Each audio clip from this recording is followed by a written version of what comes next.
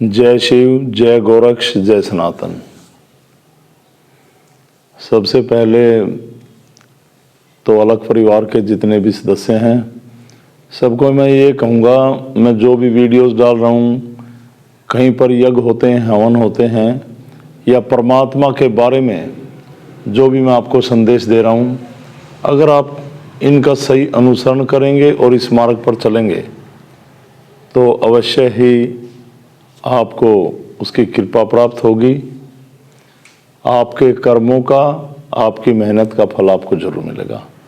तो जो मैं वीडियो डालता हूँ, कम से कम अलग परिवार के सदस्यों से मेरी विनती है कि वीडियो को पूरा देखा करें और मैंने क्या कहा उसको समझा करें। तो चलो, जो आज का विषय है उसके ऊपर बात करते हैं। परमात्मा, कृपा, कर्म और मेहनत। परमात्मा को पाने के चक्कर में लोग तरह तरह के अनुष्ठान कराते हैं, ये मैं पहले आपको बता चुका हूं। जबकि परमात्मा का हमारे हृदय में वास है, हमारे अंदर वास है। इसके बारे में भी मैं आपको पीछे वीडियोस देखेंगे समझा चुका हूं। हमारे शरीर में आत्मा के रूप में बैठा भगवान, उसको हम कैसे जागृत करें, उसकी कृपा कैसे हो। देखिए, आज के दिन गुरुओं के पंडाल में, तांत्रिकों के मायाजाल में लोग फंसे पड़े हैं और ज्योतिष विद्या का पूरा जोर है। लोग बिना कुछ कर्म किए, बिना मेहनत के अपने जीवन को सुखदायी बनाना चाहते हैं, फल पाना चाहते हैं, अपने रोजगार को आगे बढ़ाना चाहते हैं, सुख और शांति चाहते हैं, और इसीलिए लोग परेशान हैं।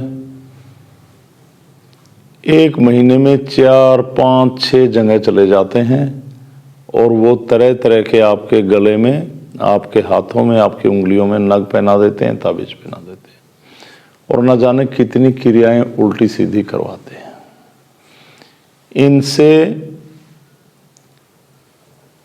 कोई भी फर्क नहीं पड़ता। यह केवल जो लोग मानसिक बीमार हैं, यानी कि जिनकी सोचने समझने की शक्ति क्षीण हो गई है, वो जब किसी के पास जाते हैं तो वो उनसे ऐसी ऐसी बातें कर कर उनके मन को बहकाते हैं और ऐसी बातें, ऐसे माइंड हाईजैक कर लेते हैं अपना, आपका, और आपको ये हो जाएगा, ऐसे हो जाएगा, और आप इस चक्कर में अपनी कमाई का ज़्यादा नहीं तो आधा, मैंने बहुत सारे लोगों को देखा, इनकम 1 लाख है, 50,000 रुपये इसी में गुम कर रहे हैं हर महीने। और ऐसे लोग यहाँ पे भी आए, कुछ समय चले और उन्होंने फीलिंग की कि परमात्मा है, पर परमात्मा तो है। जब उनको मैंने ये कहा कि ऐसा ध्यान, ऐसे यज्ञ और सही कर्म, और उनके साथ आपको परिश्रम भी करना पड़ेगा, उन्हें ये रास्ता मंजूर ही नहीं। गुरुजी बस बहुत नुकसान हो गया, अब तो समय नहीं है, कुछ रास्ता निकाल दो। रास्ता कोई भी नहीं निकाल सकता, मैं भी नहीं निकाल सकता, ना कोई धरती पे पैदा हुआ ना होगा, ऐसा कुछ भी नहीं।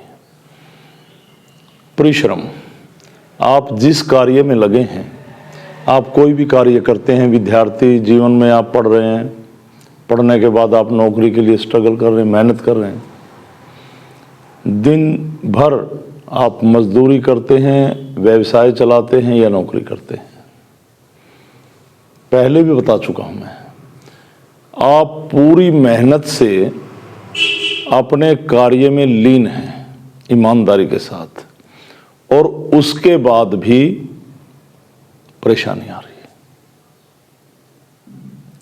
इसका मतलब ये है कि आप ईमानदारी के साथ काम तो कर रहे हैं पर कृपा नहीं हो रही है, इसी मारे उसके रिजल्ट नहीं आ रहे हैं। अब कृपा कैसे हो? मेहनत के साथ साथ आपके कर्म भी ठीक हों, और जो कर्म आप कर रहे हो सत्कर्म, उसमें उन कर्मों का प्रचार ना हो, उनका गुणगान ना हो, और वो कर्म ऐसे हों कि किसी का जीवन बनाते हों। जैसे हम कहीं गली में मोहल्ले में गुजर रहे हैं और हमें पता है कि हम चलते चलते ऐसी हरकतें कर देते हैं, या बाइक पे जा रहे हैं ऐसे शोर मचाते हैं, या अपने घर में इतनी तेज आवाज में कोई भी गाना बजाते हैं, या कोई भी शोर शराबा करते हैं जिनसे आसपास के लोगों को परेशानी होती है। ये भी अध्यात्म की दृष्टि में गलत है।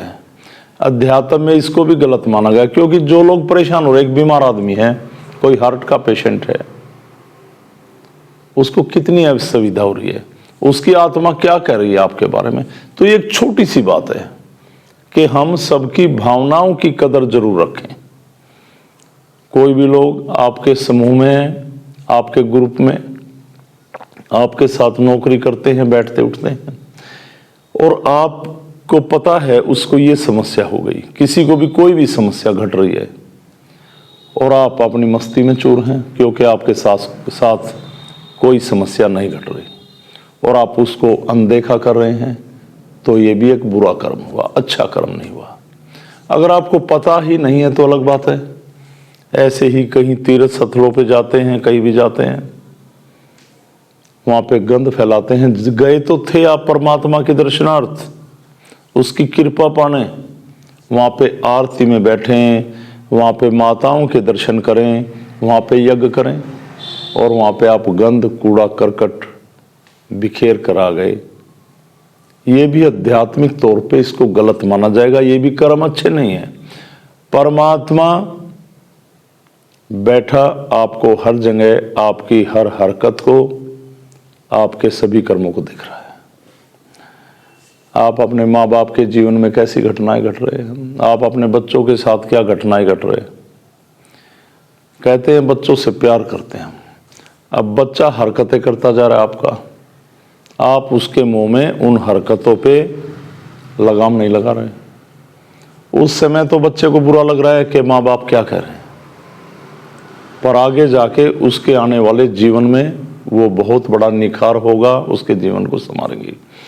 पर आप कहते हैं नहीं, बच्चे को ऐसा नहीं कहना चाहिए, उसके मुंह में और भी कोई कहता है कि आपका बच्चा ऐसे कर रहा है, आगे जाके इसके लिए दुखदाई होगा, ये गलत रास्ते पे चल रहा है। पर नहीं, तो आप अपने बच्चे को तो गलत कर्म पे ले जा ही रहे हैं, और खुद भी क्या कर रहे हैं, जिसका पालन पोषण करके आप उसको एक अच्छी सीढ़ी, अच्छे पायदान पे ले जाना चाह रहे हैं, उसको नीचे की ओर धकेल रहे आप। तो ये भी हमारे को परमात्मा ने जीवन दिया, आप सृष्टि को बढ़ाएं, जनजीवन को बढ़ाएं, और जिस जनजीवन को हम बढ़ा रहे हैं उसे सही रास्ते पे नहीं ले जा रहे, तो ये भी एक गलत कर्म हुआ। ये भी अध्यात्म में आता है।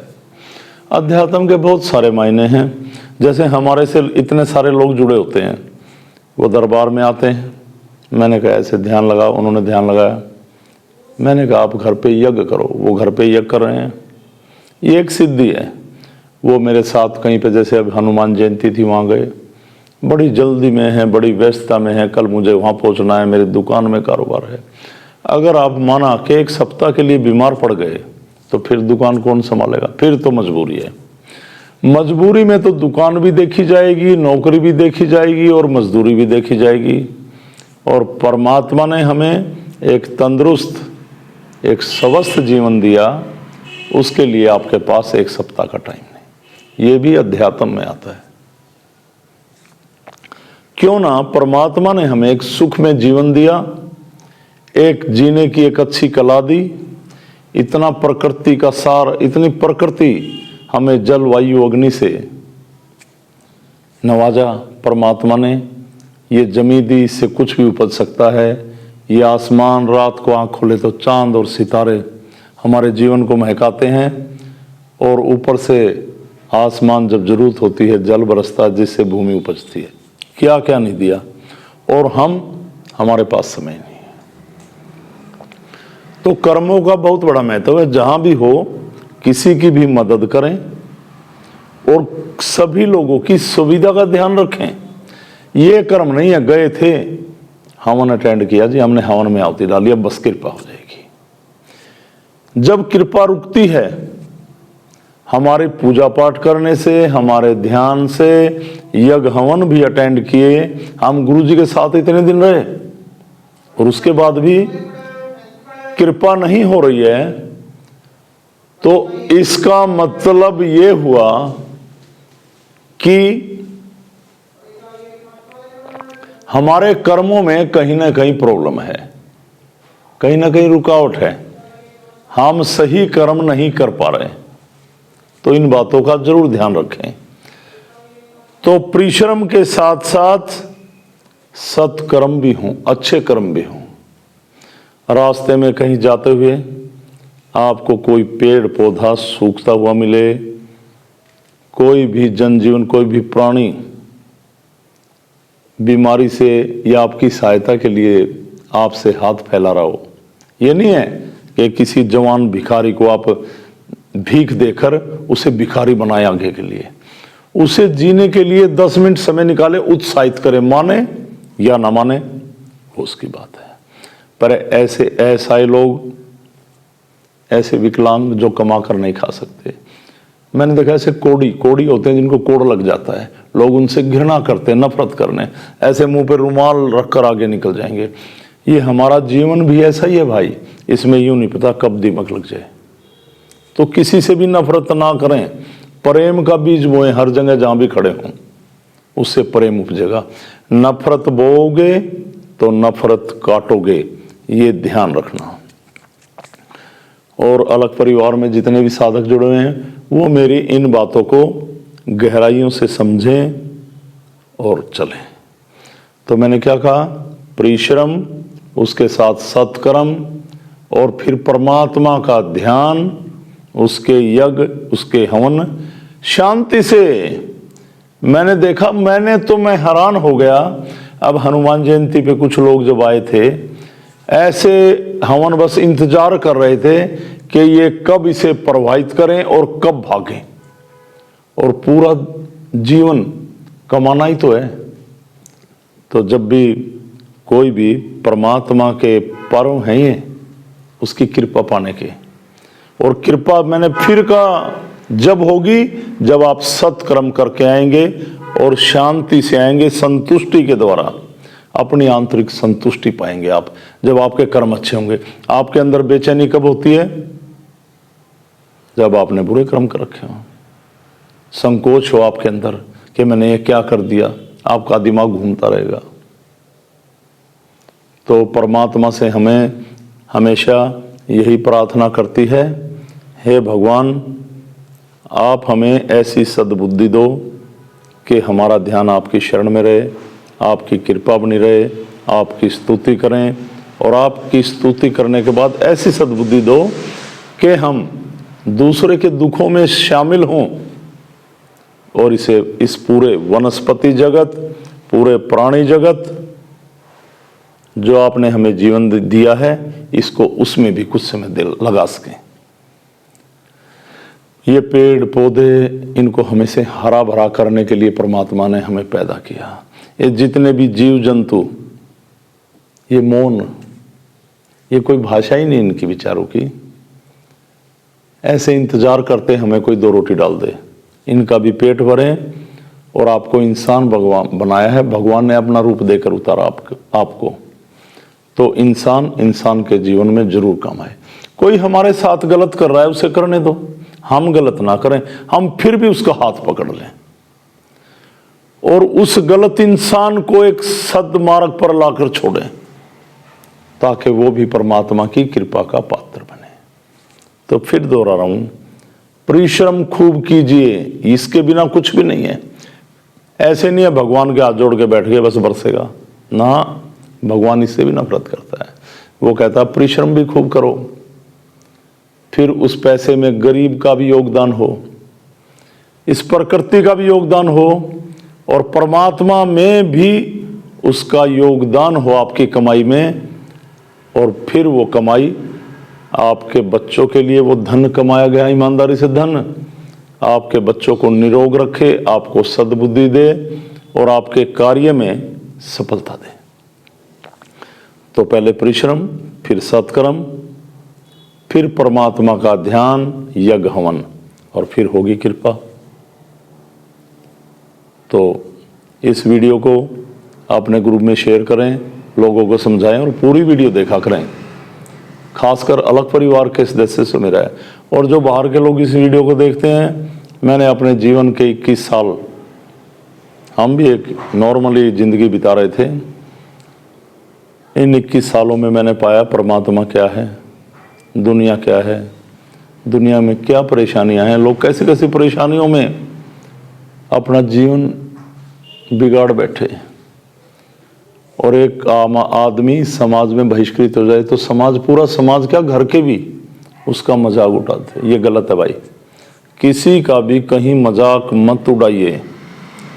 और कोई आदमी बहिष्कृत है क्यों है, आप बैठकर सोचेंगे और जब आप उसके संपर्क में आएंगे तो कई वर्षों में आपको पता चलेगा कि इस आदमी में क्या कमी है, लोगों में क्या कमी है, और उसमें भी कमी है तो हम सुधार सकते हैं। तो नफरत का बीज दिमाग से निकालें, प्रेम का बीज बोएं, प्रेम पाएं, और सत्कर्म करें, परिश्रम करें और परमात्मा की कृपा पाएं। सभी को मेरी तरफ से ओम अलख, सनातन धर्म की जय। प्रणाम सभी को, प्रणाम प्रणाम प्रणाम।